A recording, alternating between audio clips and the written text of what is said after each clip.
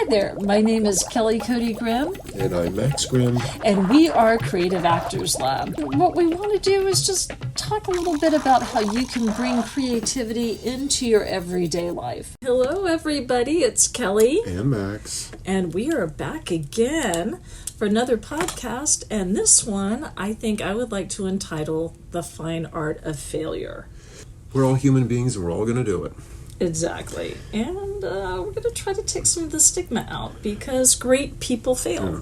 I want to say, just before we do anything, one of my favorite expressions, especially when it comes to subjects like this, is compassionate self-discipline, which is certainly way easier said than done, and it takes a long time to cultivate that, and it takes a lot of failure to cultivate that, to stop beating yourself up and going, I suck at this and I'm terrible. Whether we're talking about acting, we're talking about anything, really. Compassionate self-discipline. I mean, we were talking about this the other night with some folks about, if you're not, whatever your pursuit is, whether it is acting or cooking or accounting or, starting a business or coaching, whatever. As a sports coach, yeah. Whatever specifically about the stuff that you're passionate about, the stuff that you don't care about in your life, the stupid job, then it's, you can fail, yeah, big deal, whatever.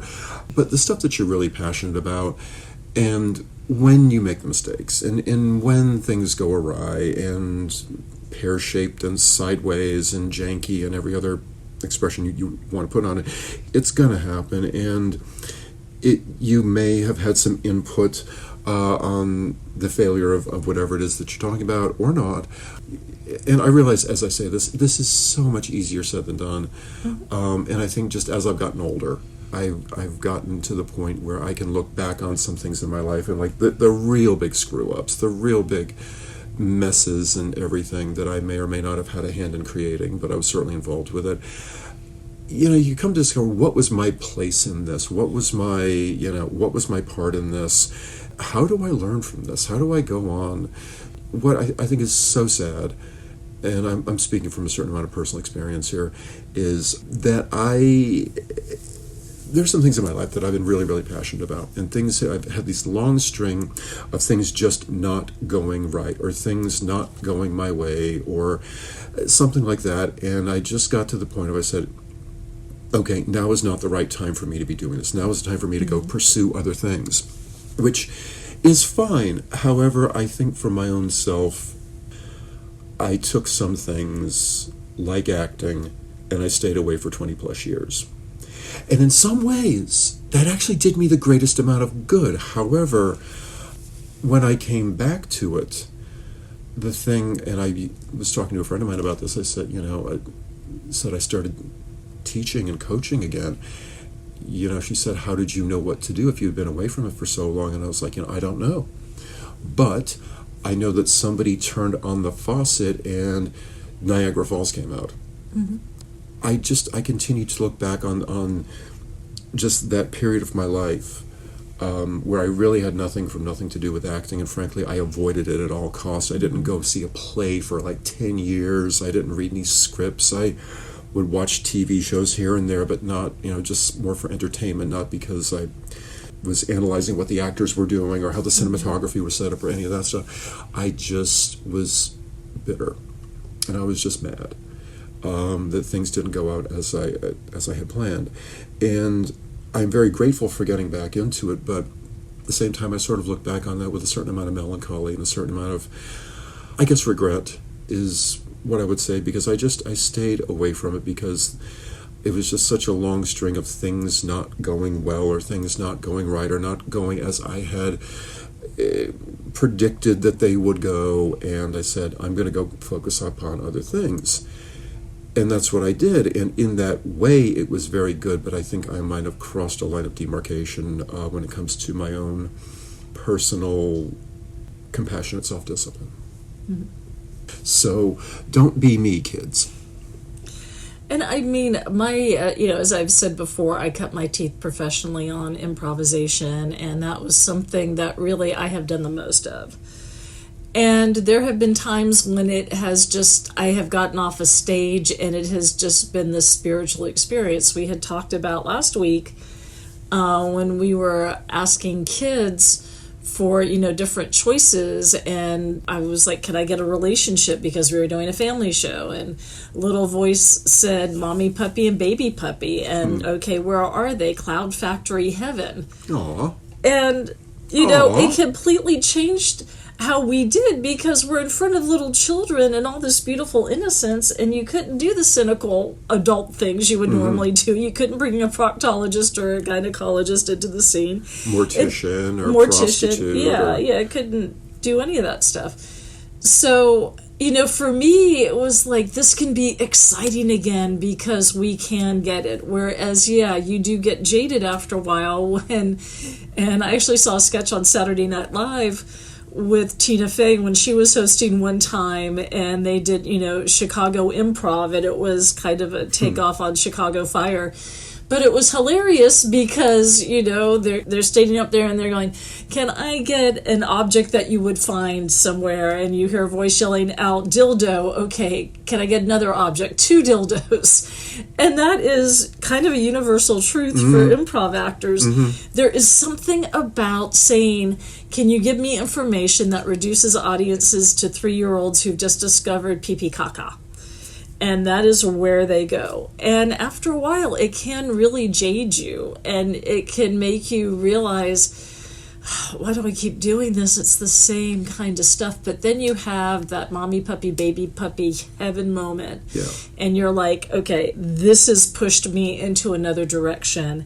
And I'm really grateful for those times. Now, if you were to ask most improv, again, Tina Fey, Amy Poehler, Chris Rock, any, people, Will Ferrell, who've cut their teeth, Eugene Levy, on improv, and they would say, okay, out of the thousands of sketches you've done, and I would probably fall into that, how many do you think were really good? They would probably give you a very small percentage.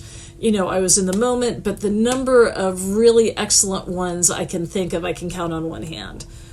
For every one that really stunk up the joint, I learned a lot. I learned about timing. I learned about characterization. I learned what you could push as far as boundaries went with your audience. I learned what was perceived as funny, what wasn't perceived as funny. And you're never going to have those moments if you don't sit there and go, I may just completely stink up the joint, but I'm going to go ahead anyway because I just don't know. I had written, and we'll talk about towards the end just some stats, but I had written a blog a few years ago, like 2015. I had written one based on what we're doing today called The Fine Art of Failure. And I think the problem is so much when we get into talking with young people, there's that line from that one movie, failure is not an option. Of course failure is an option. It's got to be an option because you don't grow without failing. One example I use is, now imagine a baby learning how to walk and getting up on there and learning how to crawl and everything. If every time they plopped down when they were learning to walk, people were standing around them pointing, going, ha, you failed walking, they'd never go forward. But that baby doesn't know they're failing. They're just saying, okay, I'm going to get up and do this and do this. And, we lose that, I think, as we get older. We're so afraid to fail. But an infant who's trying to figure out how to crawl and to walk doesn't know that. And then they get stronger. Then they figure out other things. And you've got to cover the outlets. But, Oh, that's another story. Yeah, that's another story. But that's just so important, is allowing yourself that chance to fail. And if you do take yourself back to when you were learning to walk, of course you failed. Nobody comes out of the womb ready to walk. It's all a process. And so enjoy that process. I have several thoughts right here, but the first one that comes to mind for whatever reason, it's actually a baseball story about Babe Ruth. There was something I remember hearing, like Babe Ruth actually struck out more times than he made any kind of home runs. Mm-hmm. The way the story goes, and this is before my time, but from what I was told, and I love this, Babe Ruth, every time he got up to bat, regardless of what happened, whether he struck out miserably, whether he made a glorious home run, or anything in between, when he was done, he would always tip his hat to the field. And just basically in this silent gesture of saying thank you for the opportunity. Mm-hmm. Regardless of the outcome, he did that every single time, or at least So I have been told. And whether he did that or not, in reality, I love that. Mm-hmm. You have to. You have to. I will say, getting older, at least for myself, is a process I'm very much appreciating because, as the old expression goes, I am a man who has more yesterdays than tomorrows. So I get into this mindset of, all right, if that's the case, let me make today the best day that today can possibly be. And a lot of times part of that process is sort of doing a review of certain situations, whether they were successful or failure or whatever. Why did things turn out that way? What was my part in that? What was the process? Whatever the interaction or the occasion or the situation was.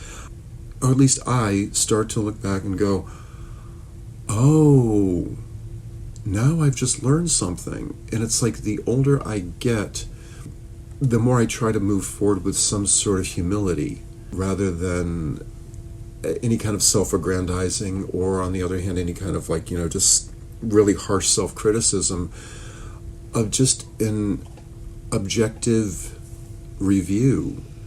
And just as I've gotten older, I find I've gotten so much better at that now. When I was younger, oh no.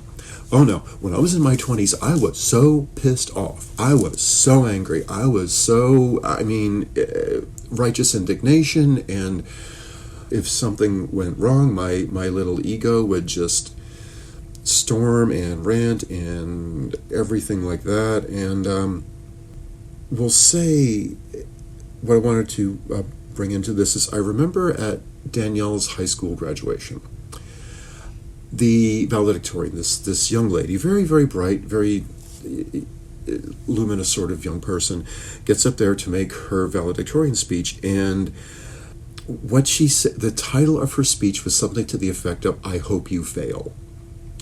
At 18 years old, you can really only grasp the concept of learning from your failures as more of just an objective sort of intellectual pursuit.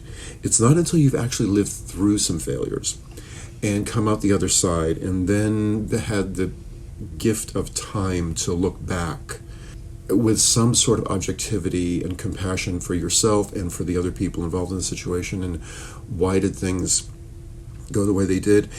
It goes beyond the intellect. That's when you start to absorb it into your heart and your soul. And that's when you can actually take that experience and sort of synthesize it and process it and then actually apply it to whatever your next actions are going to be in this world, be they doing a creative pursuit that you're passionate about, or you're going to fix dinner for your family, or you're going to drive to work and be with your coworkers, and or whatever it is. And that's something I personally am trying very hard to establish in my life, particularly as I've gotten older. And I think that's one of the fine arts of getting older, is being able to review your history with objectivity, with compassion, and particularly the stuff that didn't work out, the stuff that screwed up, and the stuff where, why did this situation go south the way it did? Well, that was my fault, because I was egotistical, or I didn't do my due diligence, or I had too many preconceived ideas, or I trusted the wrong people, or whatever. If you're going to get out in this life, and I sincerely hope you do, with whether you want to be an actor or whatever you wish to be, as you go through life, and you do have those moments and those occasions, which in the moment can be extremely painful to, the nicest word I can use is going to be humbling. Try more like morbidly embarrassed in front of a large group of people. And if you're going to be an actor, you're going to get that one. I've told this story before about myself losing my voice on stage in front of 800 people because I wasn't taking care of myself. I was smoking a lot of cigarettes. I wasn't getting enough sleep. I wasn't drinking enough water. I was stressing out over stupid stuff. And the combination of factors, I lost my voice in front of 800 people, which was mortifying. I still talk about that right now. I get a little bit of a cold sweat having that memory. We all make mistakes, but when it comes to making mistakes about the stuff that you're really passionate about, and the stuff that you know perfectly good and well, you don't know everything about, and you're still on your way up, and you're still a student, of which I am a student. I don't care how many people I've coached, I don't care how many people I've taught, how many people I've led in whatever or directed. I am a student. I am a fellow perpetual student. And I hope that the gift of time, the gift of age is a wonderful thing if you look back on it and do so with compassion. And there's so much I want to say here, but to sort of encapsulate it at this particular moment is very difficult. So, and I would say too, I mean, just as we're talking about young people and our experience of being younger is, you know, you had TV, you had magazines, you know, about the time that I was a super little kid, there was a model named Twiggy, and she was very thin and everything. And so that led to a lot of dysmorphia as far as women went, because everybody was thinking they had to look emaciated and have the sunken, you know, eyes and the cheekbones and the bones popping out of there. As far as like social media goes, people are not posting their failures on a regular basis. They are using filters to look different. And again, you're getting more dysmorphia because people aren't looking the way they actually are. They have this filter on to make them look more ideal, you know, that the bags are out under their eyes and things like that. And there's not a sense of there being a realistic sense of who you are and what the failures are. You know, people are going to post pictures of their perfect coffee. There was a Black Mirror with Dallas Howard that I thought was amazing. Oh, yeah. Where she had to be perfect and she had to look at and success and failure, and people got scores that you could see over their heads, or, you know, if you're on their phone and you looked. And so you had to be at a certain score, particularly for her to be able to attend her friend's wedding. And when she didn't get this particular seat on an airline, she like went ballistic. And all of a sudden, all the people that were there saw who she was. Started giving her star ratings. Yeah. Like, that person gets a star rating for that terrible behavior. Yeah, and so her star rating started to go down. And then there was just this intense pressure. And no matter what she did, she finally gets to her friend's wedding. She looks like a mess. She looks terrible. And finally, like, she's bottom out as far as, like, her ratings go. And then she ends up, I guess, in this jail or a holding cell, and there's a guy across from her, and the two of them are arguing. They are saying the most terrible things to each other. But I think in their faces, you're looking at them and going, there's this huge relief here because they don't have to pretend to be someone that they are not. You can just be a human being. You can be a human being who is going to say things that are wrong and inappropriate and hilarious and not be judged. And not be judged. And I think that is just such a big problem that we have right now, you know, particularly with young people. And, you know, even older women, there's a lot of pressure for women my age, you know, to get a little bit of work done. And, you know, of course you are. You know, luckily I'm in Atlanta, I'm not in LA, so the pressure here is not as high. And then you hear, well, actually, we want older women who haven't had any work done. You don't need work. Oh, thank you. I'm not saying that because I'm your husband, but you don't need work. You just stay as you are, you know. Thank you. I don't think I do either, but unfortunately there are people that are going to put filters on, and, you know, so we don't really know what people really look like in a genuine sense. And when you see them face to face, all of a sudden they don't have all these filters, and it's like, is that you? Yeah. Wow, you look really different. And, you know, again, so we've kind of taken this we can't fail and we've got to look perfect to this very extreme measure. And what I would say is, if you're a younger person that's on social, just get off of social media, go and create. I mean, you know, check in on people. I want to say something about that as well. From time to time, the stuff that I post on Instagram, I'm not posting selfies with filters. I am almost always posting, you know, positive things about what we're doing here at Creative Actors Lab.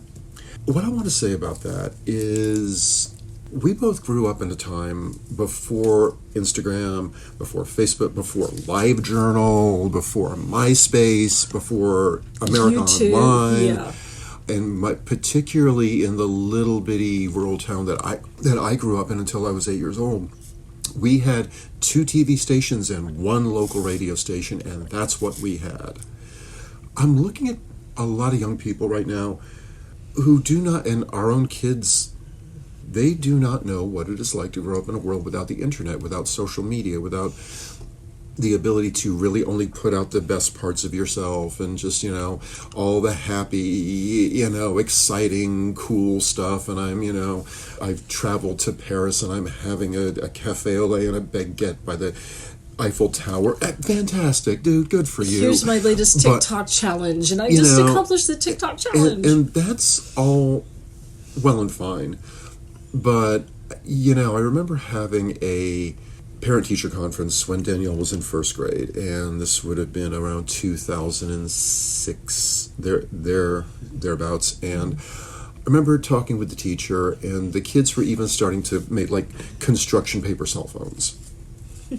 And they were going on pretending to be, having these important business conversations on their cardboard cell phone and all that, and it was all highly important. But I remember the teacher and I said, I'm getting really worried about the younger generation. God, I sound like an old fart when I say this, but we're losing the ability to communicate who we are in a face-to-face way, and everything has got to have some kind of filter with little sparkly things going off around your face with whatever the latest TikTok earworm song is or whatever. These young people don't have that. And I don't know that they're particularly aware or if they're aware of it, they don't use it.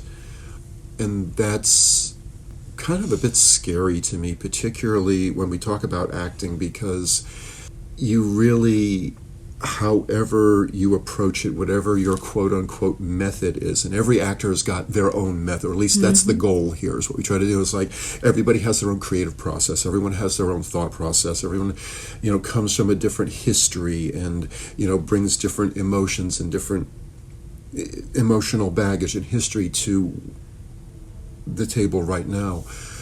The ability to express that and actually use that as a tool in building your character as an actor, or really building whatever, be it a business, be it a painting or a piece of software or whatever. We're losing that ability of how to bring all that stuff to the table and just put it all out there, and people are going to judge you for it. People are going to look at that and say, well, that was stupid. What'd you do that for? I would never do anything like that. And just let people have whatever opinion they want to have of whatever you bring to the table, and that's fine. But if we're forgetting how to bring all of that inner stuff and all that history out to the table without the Instagram filters, without the, do-ba-do, or whatever, silly ass songs are playing on TikTok now. Creatively, we're just shooting ourselves in the foot. And I was actually in an interview last week. We were just talking about coaching, and this particular group was as an acting coach, they said, what we also want to do is try to give young people who are losing the soft skills of being able to sit and have conversations, being able to make eye contact. Because everything, and I can tell you, just having taught summer camp recently, it was really hard for me to keep the kids off their phones. I'm like, put the phones away. We are focusing, we are working. And the minute the scene was over, they were running, and I'm like, keep the phones away. I know some teachers that will just take the phones and just say, and I'm not an advocate of that, but there's got to be a sense of you've got to be in the moment, be in the moment. There was a recent Black Mirror that was called Jonah's Awful, and there's, main character syndrome, and it's like, I feel like I'm a supporting character in my own life. I'm not a main character. And that can cut both ways. But, if all is my needs are the most important, and I'm going to be on my phone, or I'm going to be looking to see what my friends are doing, and I'm just going to text them and things like that, you're missing out on so much. You're missing out on the eye contact. What I would say is, don't be afraid to fail. I can wax poetic quite easily about a lot of things, but for me, I feel like in order to get this concept across, you really just have to experience it. I can sit here and intellectualize it and all of that, but it's not really until you have the experience, and then whatever the failure may be, to really have time to, look back and go, okay, well, what happened there? And what kind of, what can we take forward with this? Not necessarily forgiving and forgetting. I mean, forgiving is not forgetting, but you sort of take the terrible experiences and try to put them in a special drawer in the dresser of your life, as a matter of speaking, and just make sure that you keep that experience, but put it in a place where it's going to help you to grow and help you to, and have it, try to turn it into a superpower as best as you can. And I realize in saying that, it's like, that is so much easier said than done, but I mean, that if you learn compassion, but for yourself first, it's a lot easier to sort of adapt that mindset as you progress in your life. And it's so difficult. I mean, it's, again, especially for the stuff that you're really passionate about. And for actors especially, that when you do have a failure, chances are, and you're not going to be alone. And if you're a stage actor like I was, sometimes it's in front of a lot of people. I will tell you one thing I remember that happened. It was I think it was the last play I did when I was in college, called The Day They Shot John Lennon. And I was running lights for another show just before I was going to go on stage. The part I had was, it was basically a Vietnam veteran who was having huge psychological problems, and I had to have, at the end of my show, I had to have this like complete mental breakdown. I had to attack a guy and scream and yell and be carried off, and it was this tremendously emotional. It was exhausting. And what happened was, on opening night, it had been raining, and I had to finish off the lights really, really quickly at the show, and then run my little butt all the way on the other side of the campus to go on stage to do this play where I am on stage 100% of the time. And at the end of it, my character's mental breakdown was the culmination of the thing. So, what happened was, I get out of the show and I literally start to run as fast as my little patties will carry me, and I'm trying to make it through the audience of 100 or so people, and in the middle of this whole thing, I tripped and fell, and I face planted on the sidewalk in front of the whole audience who was just about to see me. And when I hit the ground, I hit the cement, and it hurt. I was going through like aches and pains the whole show coming up, but I got on, so I just like picked myself up. I sprinted / limped over to the other theater, had about 5 minutes or something like that, went on stage, and I could hear people in the audience going, "Oh, that's the guy that fell. Oh my God." And oh God, it's just, and by the end of the show, when I had this total and complete, or my character did anyway, I sort of facilitated, was the conduit, the intermediary or whatever, but it's just when I hit the ground, and I was literally in the middle of the pack of people who were just going to sit down and watch me do the show. It was just, I don't even have words, or maybe I do have words that I probably shouldn't use here and now, so... Yeah. This is life, and this happens, and I really have always loved the expression, get knocked down 10 times, stand back up for 11. And you really have to do that. You really have to do that in this particular business. And the last little bit I will add is one continual challenge I think we have as actors particularly is that you are going to fail. You are going to have so much rejection. You may get up there and do the best audition from your life, and you still won't get cast. This is just how this stuff goes. And I think probably the best way is, I saw this little interview, I believe it was Jessica Chastain, that said words to the effect of, the challenge that you have in this business is you're going to get so much rejection, and you do have to not necessarily develop a thick skin, but you've got to figure out coping mechanisms as to how you're going to put up with all that rejection and all that, quote unquote failure. It's going to happen, but at the same time, as an actor, you have to be very open-hearted, and you have to be very open-minded, and there is part of you that you really has got to be a bit of a raw nerve in order to really get some of these performances across. But that can't be the ruling element of your psychological box of actors' tricks. You've got to maintain this equilibrium to really do the business part of it and not take it personally and persevere, especially if you're passionate. But at the same time, don't lose your humanity, don't lose your compassion, don't lose your ability to listen and empathize and all of that, because if you're going to survive in this business, forget about make $1 million, forget about cast in giant movies and all these wonderful things, which I hope you all do. But in reality, what I really hope for is that you maintain this humanity of, like, you can be tough, you can be strong, you can be perseverant, you can soldier your way through, but at the same time, you don't lose the humanity, you don't lose the compassion, you don't lose the ability to observe and think and feel and empathize and use that as a springboard to create. Yeah, definitely. I mean, I'll give you an example of a failure. When we were first starting to film way back when, and we were looking at doing Ghost Wanderers, which it's a blog. I've made it into a novel. Now it's a pilot screenplay that I've written.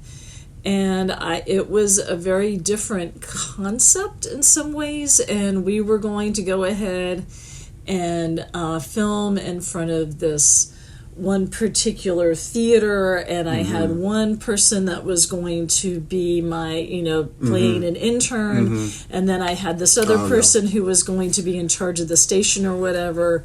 Well, the one young man that I had cast to be this intern, who was in an improv troupe, got a chance to go to New York the same weekend that we were doing the location.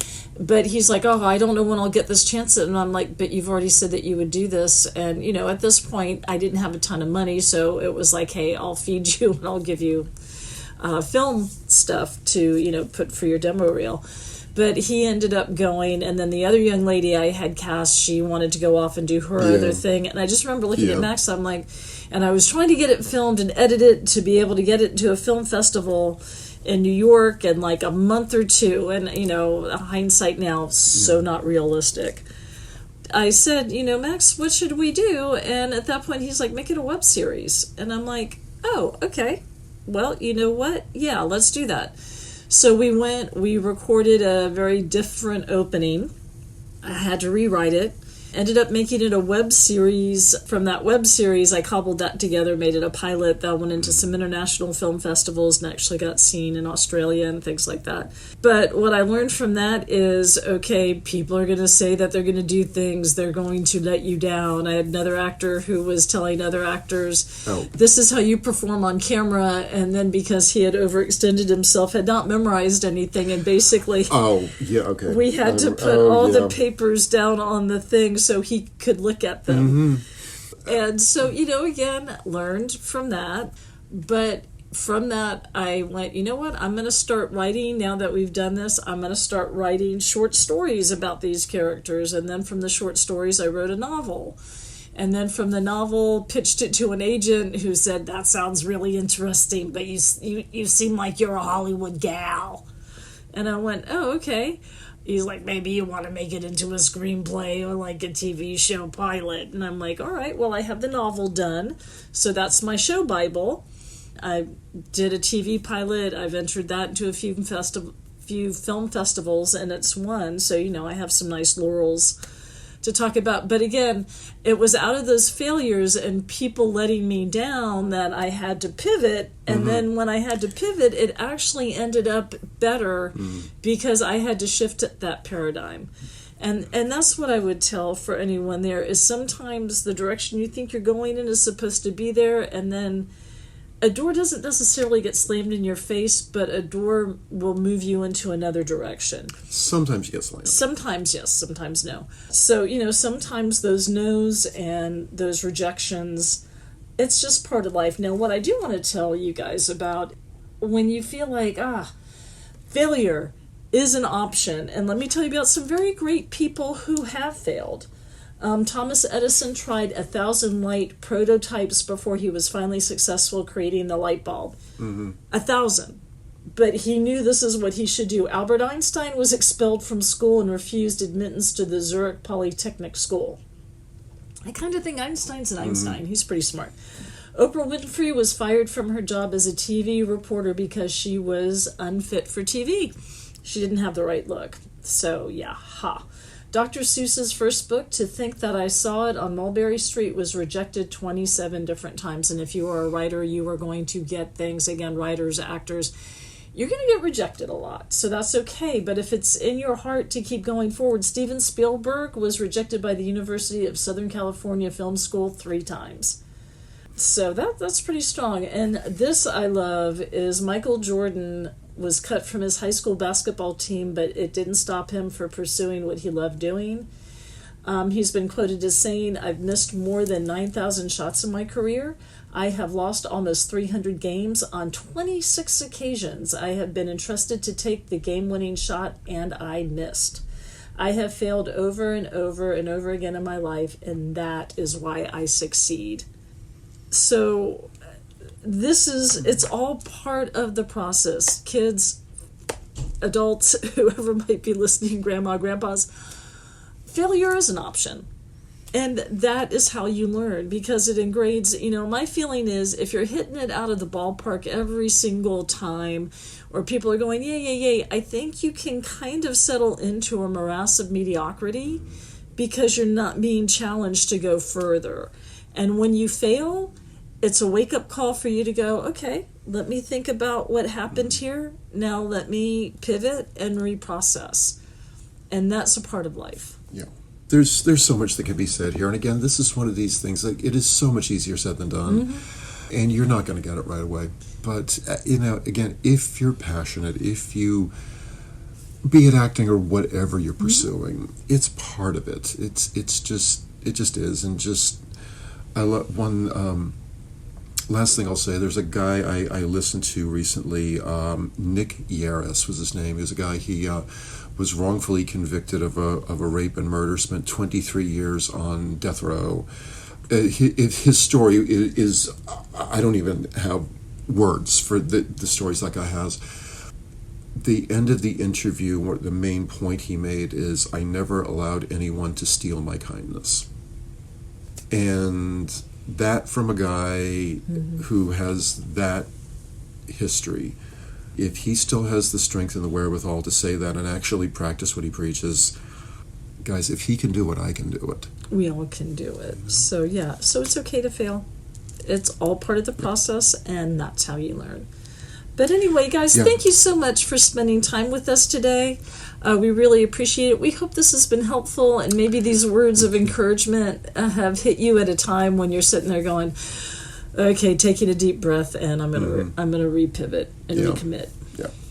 Thank All right, you. kids, we love you. Thank you so much for listening. Support us on Patreon if you can. Please share and like and all these other things the kids are doing on the internet these days. On the social medias, yes. And, but more so, just share this with anybody who you think this may be helpful to. Again, thank you guys for listening. We appreciate you guys tuning in, and keep in mind that you can catch us on our social media, Creative Actors Lab on Instagram and Facebook, and by the same name on YouTube. And for more on what we do, you can go to our website, creativeactorslab.com, all one word. Thank you for listening. Stay curious, make art, not war. Much love until next time.